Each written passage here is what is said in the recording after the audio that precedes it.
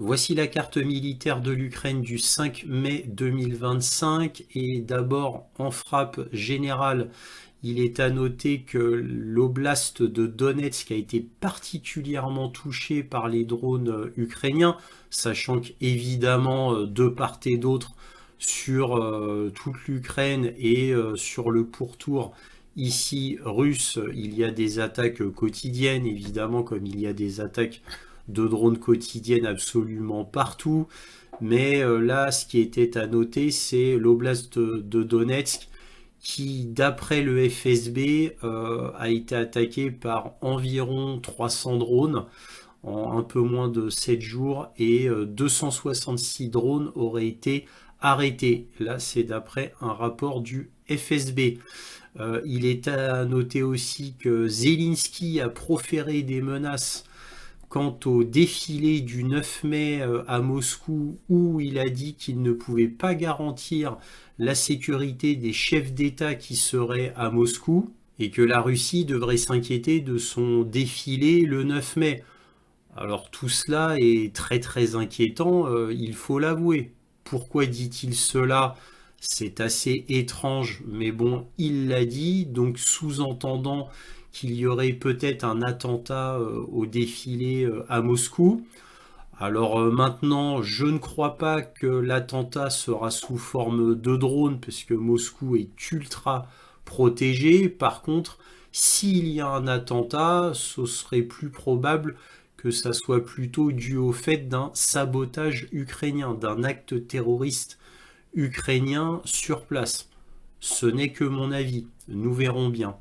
Bref, revenons au front. Donc comme d'habitude, on commence par le sud.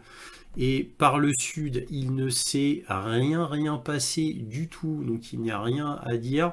Sur l'oblast de Zaporozhye ici, il ne s'est rien passé non plus de notable. Sur l'oblast de Donetsk, évidemment, comme d'habitude, c'est là où il se passe le plus de choses. Et il y a eu des avancées russes notables, hein, comme vous pouvez le voir ici. Donc, je rappelle que les épingles rouges représentent la direction des avancées russes et les pointillés représentent ici le front de la semaine dernière, afin que vous puissiez voir la différence d'avancée entre la semaine dernière et aujourd'hui. Donc rien de spécial pour la ville de Shevchenko, qui est une ville minière très importante où il y a une des plus grosses mines de lithium d'Ukraine, qui bon, d'ailleurs va très bientôt être sous le coude des Russes. Donc vous voyez que ici ce que veulent faire les Russes, c'est prendre ce chapelet de petites villes. Sur Paklovsk, sur Paklovsk, les Russes sont à bien avancé. Vous pouvez voir qu'ici, par rapport à la semaine dernière, il y a une forte avancée sur Paklovsk. Ici aussi, donc juste à côté de la ville minière d'Oudachnie, il y a eu une avancée notable, mais c'est surtout côté sud-ouest de Paklovsk que les Russes ont le plus avancé. C'est ici, dans ce secteur-là, que ça bataille le plus sur le front. C'est ici. Là, vraiment, les forces ukrainiennes sont très très denses. C'est ici que ça bataille le plus sur tout le front. Une fois que Paklovsk sera tombé, à mon avis, c'est tout qui s'effondrera. C'est l'endroit le plus fortifié du front. Là, il y a eu une avancée russe très importante ici, donc côté est de Paklovsk.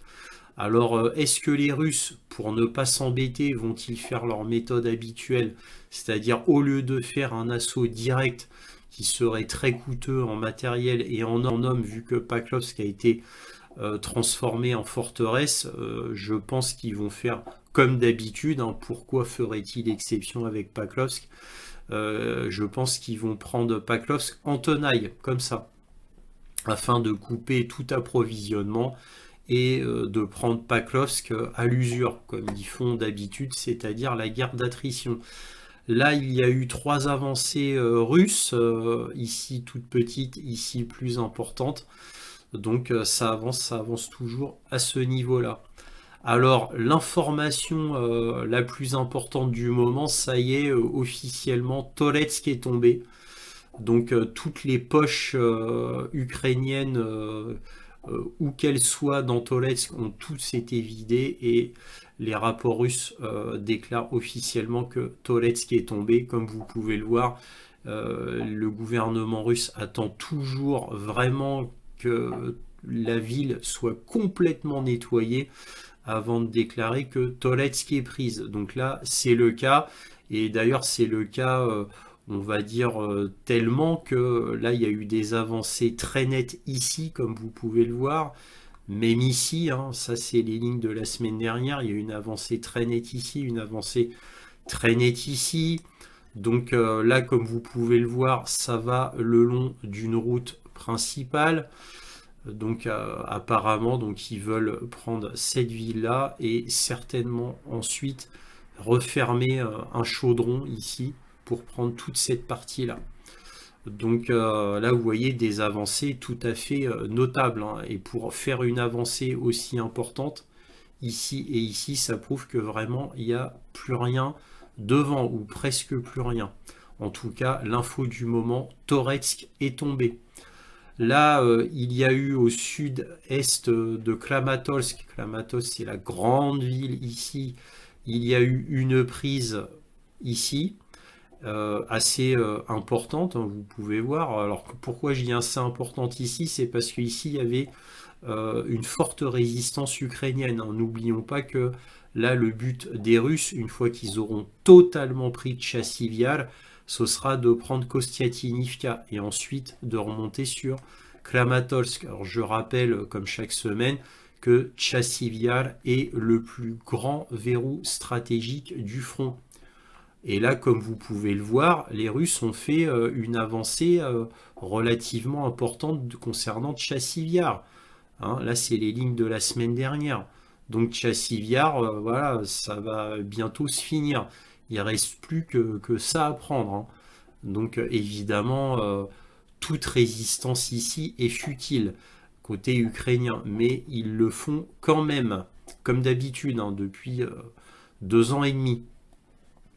Là, sur Siversk, il y a eu une avancée assez importante ici, au nord-est de Siversk, et une avancée un peu moindre ici, à l'est de Siversk.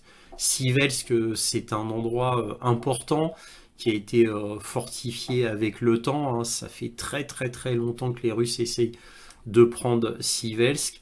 Pour Krasny Liman ici, les Russes bon, consolident mais n'avancent pas. Par contre, ils ont fait une avancée importante dans 3 directions vers le nord. Donc là sur Novier, vous voyez qu'il y a eu une avancée importante.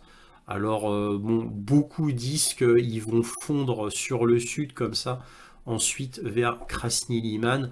Vont-ils prendre leur temps, c'est-à-dire prendre ce chapelet de ville avant de fondre sur Krasny Liman, profitant d'utiliser la route principale d'approvisionnement, ou vont-ils foncer directement à travers champs sur le nord de Krasny Liman, connaissant le fait de stratégie russe qui est d'avancer lentement mais sûrement? Je crois plutôt qu'ils vont d'abord prendre ce chapelet de ville et profitant de la grande route, prendre Krasny Liman vers le nord. Cela n'est que mon humble avis. Un peu plus au nord sur Kupiansk, il y a eu 2 avancées très importantes, une au nord ici et une autre ici, une avancée elle aussi importante. Alors là par contre, je ne sais pas du tout ce qu'ils vont faire. Kupiansk, ça n'a plus trop l'air d'être leur priorité. C'est pour ça qu'il y a quelques mois déjà, je vous avais mis cette flèche de direction stratégique. Je pense qu'ils vont prendre plutôt Veliki Burluk ici. Alors bon, nous verrons bien, ça fait plusieurs mois que je vous ai mis ça. Pour l'instant, mes prédictions s'avèrent vraies parce que vous voyez que ça fait longtemps qu'ils ont abandonné entre guillemets bien sûr, Kupiansk et qu'ils avancent plutôt là où c'est le plus facile vers le nord. Alors moi, comme je vous l'avais dit à l'époque, c'est pour ça que je vous avais mis un triangle rouge ici, c'est parce que Kupiansk est principalement alimenté via Veliki Burluk ici. C'est un grand centre d'approvisionnement puisque les Ukrainiens partent de là pour approvisionner tout le front qui est dans cette zone-là, dans ce mini chaudron. Donc nous verrons. Moi c'est ce que je pense il y a plusieurs mois, c'est pour ça que je vous avais mis cette flèche et le triangle rouge. On va voir si mes prédictions s'avèrent vraies. Pour l'instant ça a l'air d'être vrai. Nous verrons bien. Sur Lipsi, Vovchansk, toujours rien. Ça fait des mois que ça bouge pas vraiment ici. Sur Kursk, eh bien, comme on peut le voir, les derniers vestiges ukrainiens de Belgorod ont été supprimés. Donc ça, c'était les lignes de la semaine dernière. Donc ils ont été boutés hors de l'oblast de Kursk ici, les Ukrainiens. Là, les Russes ont fait des avancées très importantes. Là maintenant, on peut plus parler de l'oblast de Kursk parce que Kursk la semaine dernière a été complètement reprise par les Russes, d'ailleurs tellement fortement qu'ils ont même débordé puisque là il y a même des forces russes qui sont au-delà de Kursk, qui sont à Soumy. Voilà. Et donc là ils ont même avancé, et là ils ont avancé dans Soumy, hein. Encore une fois on ne parle plus de Kursk. Là maintenant on va parler de l'oblast de Soumy. Vont-ils prendre la grande ville de Soumy? Là est la grande question. Je ne le sais pas. Mais là, vous voyez, une avancée importante ici. Une avancée très importante ici, dans l'oblast de Soumy. Alors, vont-ils faire une zone tampon? Voilà, comme ici, Volchansk-Lipsi, vont-ils, là dans l'oblast de Kharkov, vont-ils faire une zone tampon voilà, de, je sais pas, 30 km à peu près, comme ça. Je ne le sais pas. Mais bon, 30 km, ce serait plutôt ici, hein. C'est-à-dire juste à la frontière de Soumy. Je pense pas qu'il s'arrêterait juste à la frontière de Soumy pour faire une zone tampon. Je pense qu'il prendrait carrément la ville, puisque tout venait de Soumy, je vous le rappelle, pour Kursk, pour envahir Kursk. Alors bon, là on est dans les supputations, nous verrons bien.